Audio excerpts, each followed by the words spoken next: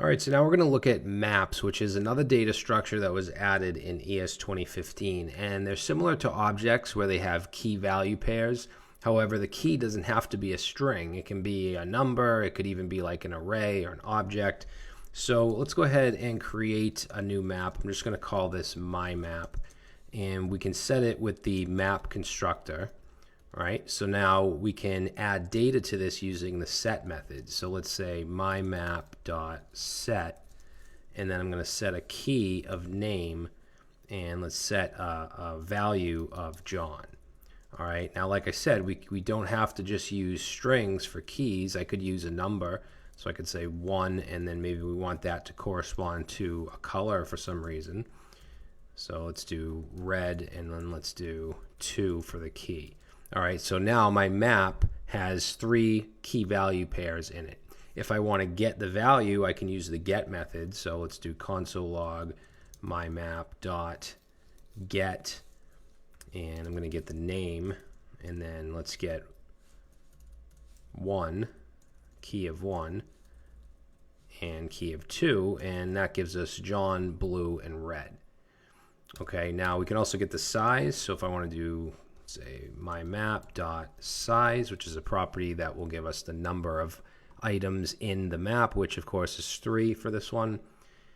We can also use the has method to check to see if a key exists. So let's do a console log of mymap.has, and we'll say name. Actually, let's do 1, and then let's do another one, has 3.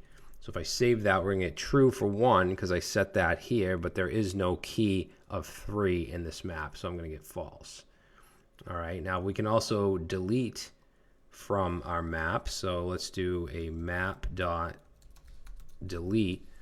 and I'm going to delete 2. And then what I'll do is just do a console log of, whoops, this should be my map. Then I'll just do a console log of my map and save, and you'll see that now I only have the name John and 1 blue because I deleted the key of 2, which had the value of red. Now we can also use for each. So let's actually create a new map. We'll just say people map equals a new map, and then let's say people map.set, and I'm actually going to set a key of the person's name, and then we'll have an object that has a phone and then has an email.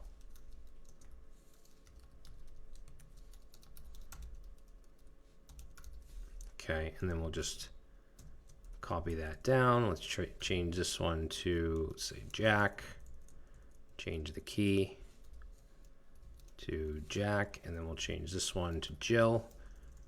Change the email. All right, now if I want to loop through this, I can say people map.forEach, and let's put a function in here, and then we're going to say for each person, and then I'm just going to do a console.log of the person.email.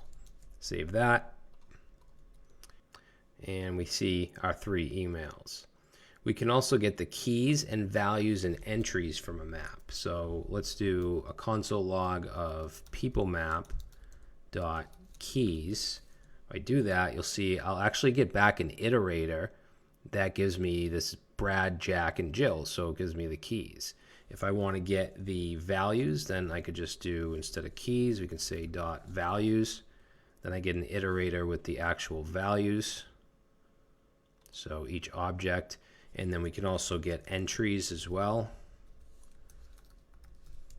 If I do that, then I get the entry, which has the key and then the object.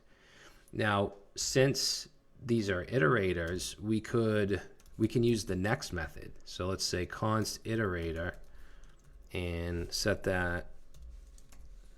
Let's set that to people map, and then we're going to get the values.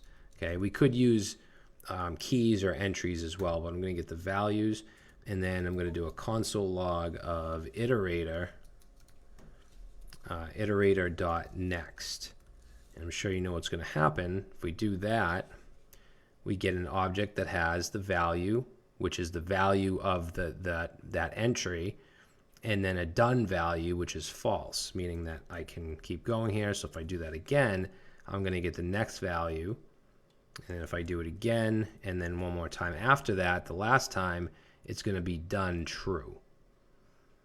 All right, now we can also convert maps to arrays. So let's say people, we'll say people array and say equals, and we just use array dot from. So same thing as what we did with sets.